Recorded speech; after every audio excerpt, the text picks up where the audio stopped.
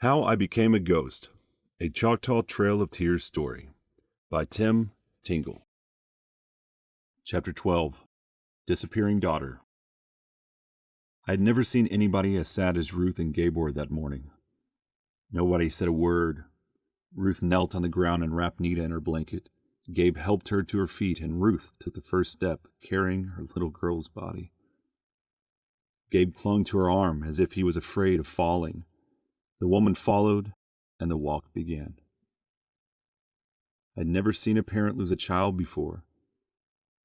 I was seeing something else, too. I now knew what my parents would feel when I became a ghost. I felt the warm shiver coming. "No, not now," I said. I closed my eyes tight and shook my head. "Do not be afraid," a tiny voice said to me. "You are still my big brother." I opened my eyes and Nita stood before me. "I'm sorry," I said. "I wanted to help you." "You can help me," Nita said. "You can help my mother and father too. You can make them happy again. "How can I do that?" You can find my sister." "Your sister?" I asked. "I didn't know you had a sister." "Ask my father about her," Nita said. She smiled at me and reached for my hand. "He will tell you." Then she was gone. Nita had another sister? If she was lost, why weren't they looking for her? I knew this was a secret not even my mother or father knew. I had to be very careful. We made camp early that day. Ruth and Gabe traded carrying Nita, and they barely lifted their feet when they walked. Their feet left a sad trail on the road. Sometimes they sang the death song. Sometimes they sang Amazing Grace in Choctaw. It is our song. After our corn soup supper, I watched Gabe. I knew it would be easier to talk to him alone. When he stood up to go to the woods, I followed. "Gabe, can we talk?" I asked. "Yes, if you want to." "I want to help." "What can you do?" he said. I knew he was not listening. Not yet. "I want to help you find your other daughter." The look on his face changed. He looked almost angry. "We do not have another daughter," he said. "Do not speak of this. Gabe, I know this is a secret. I have told no one." "Why are you talking about it?" he said. I saw that he was no longer angry. He was afraid. Nita told me. He started crying and moaning. "Go away, please.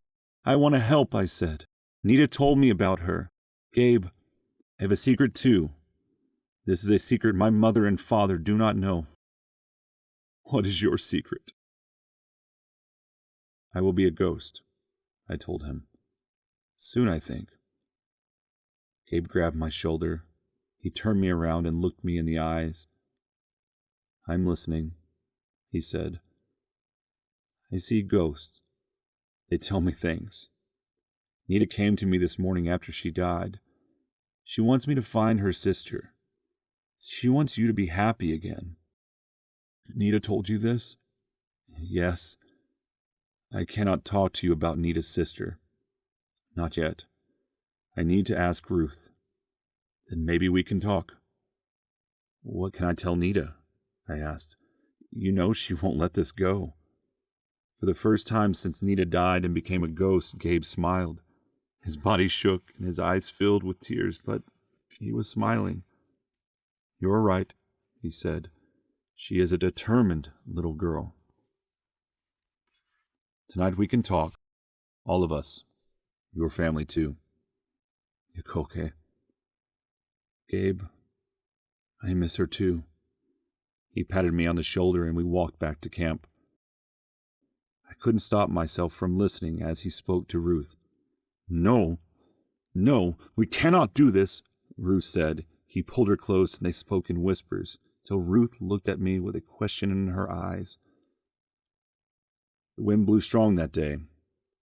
The snow swirled in circles and we were blinded by it.